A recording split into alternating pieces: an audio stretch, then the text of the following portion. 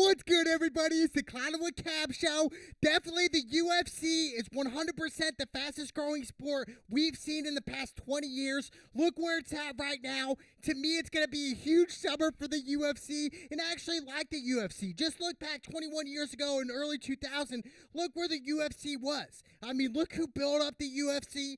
Guys like Mark Coleman, like Chuck Liddell, Matt Hughes, Tito Ortiz, Ken Shamrock, those type of athletes, man. They really paved the way for the athletes now in today's society dealing with the UFC. And I'm telling you what, dude, the UFC continues to grow. It continues to get bigger and bigger, and I think a lot of people are interested in it because I think it's the ultimate combat sport. You know, everybody, in the UFC, they all have strengths and weaknesses, right? Well, this guy's a wrestler. This guy does judo. Whatever the case is, but ultimately the top dog will always come on top.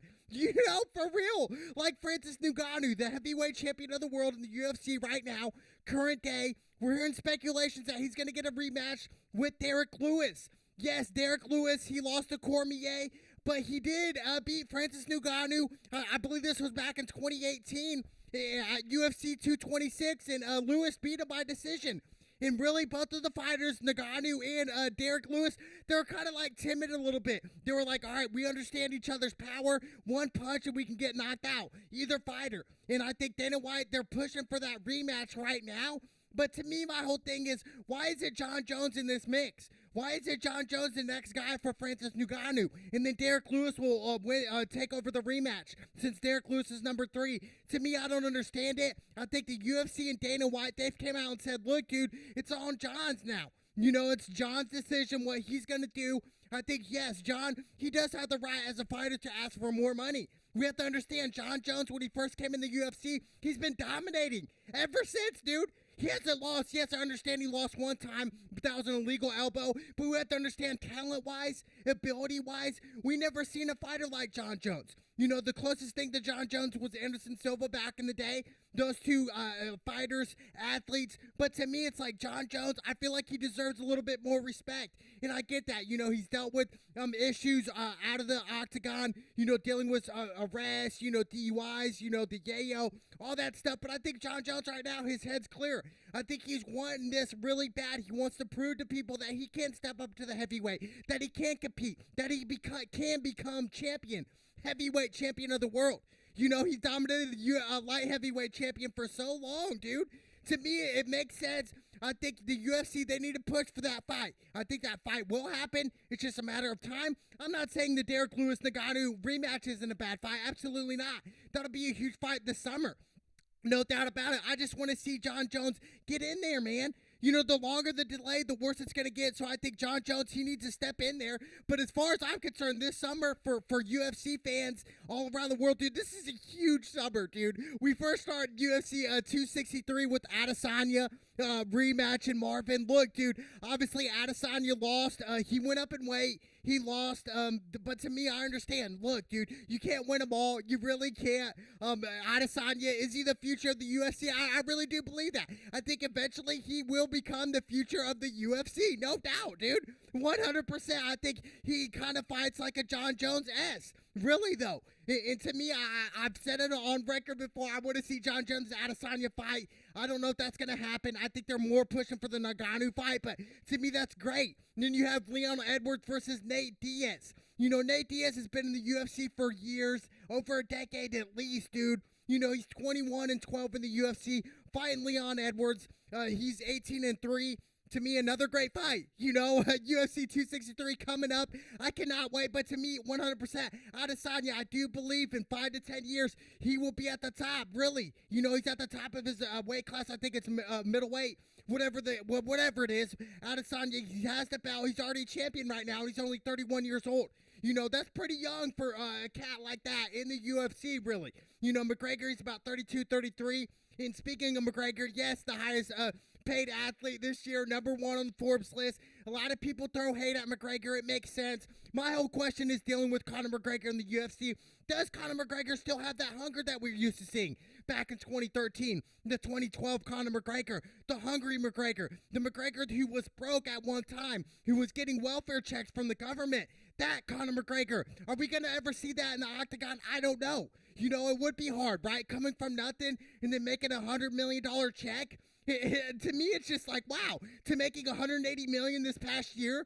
Obviously, for McGregor, I feel like, yes, 100%. After watching Poirier, the second fight, him getting knocked out, it's like, yes, I understand. McGregor, he doesn't move in there as quick. I just don't see the hunger, the ambition that the old McGregor had. For real, we've heard it from champion fighters. Like Usman even came out and said, we don't see the old McGregor anymore. We don't see that hunger anymore. And I don't have to agree with Usman. Usman's a champion. He's at the top of his game. So I just think, with McGregor, yes, he's one of those sports icons, one of the most famous athletes in the world today. No doubt about it. My whole thing is that the next 5 years is going to be key for McGregor in the UFC. Is he going to really stay in the UFC? Is he going to stay at the top? Is he going to get his double belt back in different divisions? Is that the Conor McGregor we're going to see? For real, are we going to end up seeing that for 145, 155-pound belt? To me, it's amazing, but looking at McGregor's career, no doubt about it, it's one of the best we've ever seen, and I think, going down in history, yes, we'll always remember Conor McGregor. Just like Ronda Rousey. We'll more than likely remember her, right? But as we did know, Ronda Rousey, a lot of it was hype. But I don't think McGregor's hype at all. No doubt about it. The Poirier fight, the round 3, the rubber match this summer, July. I can't wait. It's going to be great. UFC 264. Like I said, man, I want to see McGregor knock him out. And then I eventually want to see McGregor get a rematch with Diaz. I think that Khabib is out of the question now since Khabib retired. I just think, look, dude, McGregor, I don't know.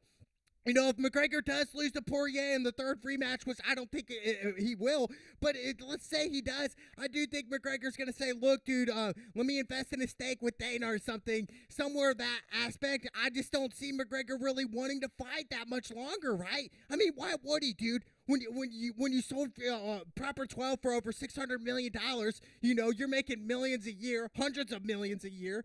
To me, it's just like, McGregor, he don't need to risk it. He doesn't anymore. Financially, he's set. If he's really smart, and his future generations, after generations, they are set as well. So to me, for McGregor, if he does lose, I think he will retire and say, you know what, that's it for me. I'm done. But I do think if McGregor does win, it opens the door for other championship fights. McGregor, Usman, who knows? You never know. I just think the future's bright for them. I can't wait to see that. Then they got Gilbert Burns, who lost to Usman, got knocked out, versus Stephen Thompson. That's still on the same card as McGregor. That's going to be a heck of a fight. Like I said, dude, this is going to be great. And then obviously we got the Derek Lewis, Ngannou. They don't know 100% when that's going to happen. But when it does happen, it's going to be great. Because let me tell you, dude, both of them can knock each other out with one punch. That's the crazy thing. Then we got UFC 265, Amanda Nunes. She is back, a.k.a. the Lioness, a.k.a. the best female fighter I've ever seen in the octagon. No doubt about it. I mean, I'm talking, dude, she can hit like a dude. She can wrestle you. She can do judo. She can really do whatever. She has so many tools in her facility to use. To me, it's just like, dude, we haven't really seen the best Amanda Nunes yet. I mean, seriously, she knocked out Cyborg. She knocked out Rousey. She's beat Holly Holm. I believe knocked her out. To me, Amanda Nunes is the real deal. She is the champion for a reason. She's the top lioness for a reason. And to me, she's one of those UFC icons as well. She will be up there one day with John Jones, at the Hall of Fame, like Chuck Liddell, those type of athletes that changed the UFC forever, for generations upon generations, dude. Amanda Nunes, hats off to her, man. I'm telling you what, amazing to me. We look at UFC history, dude. I mean, since way back. But the biggest UFC upset in history is definitely Matt Serra knocking out George St. Pierre at UFC 69. This was years ago. In GSP, he was a champion then. This was for the belt. Matt Serra knocked out GSP in the first round. That's probably the biggest biggest upset I've ever seen in UFC history. No doubt about it. That's got to be number one. Matt Serra, nobody really heard of Matt Serra. And if you did, you guys were definitely, into the Ultimate Fighter in depth with that. But to me, Matt Serra, dude, he came in as the underdog and he knocked out GSP. They rematched and then GSP eventually got him in the second round that next fight. But to me, it just goes to show you, anybody can win in the UFC, dude. Anybody, they both have two hands. They have 2 feet. So to me, they have a chance. Like Matt Serra, he didn't have a good chance, but he knocked out GSP when he at least expected it. GSP was at the top of his game. Guys like Matt Hughes, dude. It's crazy. GSP's only lost 2 fights to 2 different Matts. Matt Serra and Matt Hughes. And let's not forget, dude, Matt Hughes, dude, he's a beast, dude. A beast of a wrestler, and he ended up submitting GSP in one of their fights to beat him at the end of the first round. I believe with 1 second left, and GSP tapped. To me, it's crazy, though. Guys like that, man. Forrest Griffin, Rampage Jackson. I mean, the list goes on and on of the fighters that really paved the way up until this point right now. And we're starting to see it, dude. We're starting to see UFC stars being born again. You guys remember when Ronda Rousey blew up, right? Everybody was like, well, what happens if Ronda Rousey, ends up losing or, she ends up dying or not dying away or fading away into the sport, right? Fading away. To me, a lot of people were like, well, the UFC is not going to be as big anymore. But, years later, look how big it's really gotten since Ronda Rousey days. Since 2013, 14, 15 era, around that time. To me, and then after Rousey was gone, then we had McGregor come in. Jon Jones was always relevant. That's the crazy thing is. That's why I say Jon Jones is pound for pound the number 1 fighter in the world.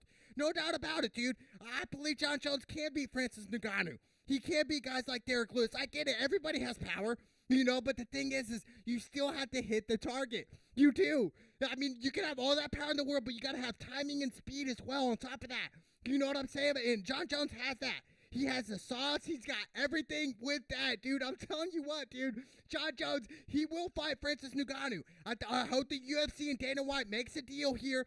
I feel like Jon Jones should be one of the highest paid fighters. We look at it now, obviously McGregor, but to me, Jon Jones, if we're going talent for talent here, pound for pound, why is it Jon Jones up there? Why is it Jon Jones getting the money that McGregor's getting, dude? It doesn't make sense to me, and I think that's why Dana and Jon Jones haven't had a deal with Francis Ngannou yet. I agree with Jon Jones asking for more money here. We're talking about the heavyweight. He's going up in weight like 40, 50 pounds here. So to me, it's just like, for Jon Jones, I just want to see something happen. I want to see him back in the octagon at heavyweight. It's going to be interesting. I'm telling you what right now, it's going to be great. But for the summer of UFC, it continues to grow.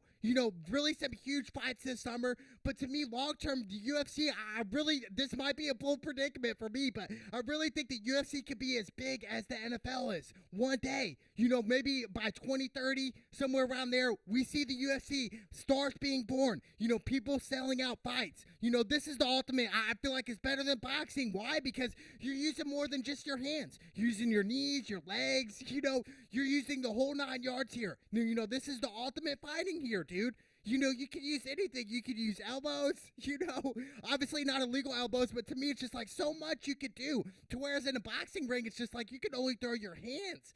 And it's just like, really? I can't pick my guy up and slam him. I can't, ground and pound him. Like, come on. I feel like, boxing, yes, it's getting there, with McGregor and Paul, but, with Mayweather and Paul, but to me, it's like, come on. And we've seen the transition, but my thing is like, if some of these boxing cats here, go transition into the UFC. See how you do, okay? I understand you can box. Can you defend a takedown? Can you defend leg kicks? Seriously, imagine getting kicked in the leg, dude. That would be painful. Kicked in the kneecap, kicked in the thigh, kicked in the ribs, kicked in the face, dude. A lot of these cats getting kicked in the face, man. That would suck, dude. I think that's why so many people like the UFC, because you see so much. You see really violent work in there. You do, and people like violence, which is crazy to me, right? But, that's what they get paid for. And to me, going back to Jon Jones, I do think Jon Jones deserves to get paid more. I do think, once he does fight Francis Ngannou for the heavyweight championship belt, no doubt, Jon Jones should be cashing in that big check.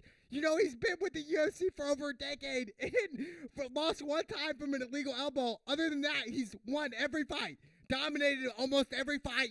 I can go back to the past year where he did look human, where we're like, oh, John Jones is human after all.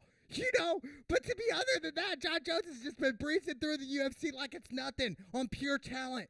That's crazy. To me, and I feel like right now he understands that, hey, I got to put in the work to beat these the heavyweight cats. I got to. I have to, and there's no ifs, ands, or buts about it. So to me, I cannot wait. Like I said, UFC, the fastest growing sport in the world. It continues to grow. It continues to thrive, and I love it, baby. It's violent. People like action, and I cannot wait for the summer fights, baby. It's the Cloud with Cap show. The UFC, baby. Let's go!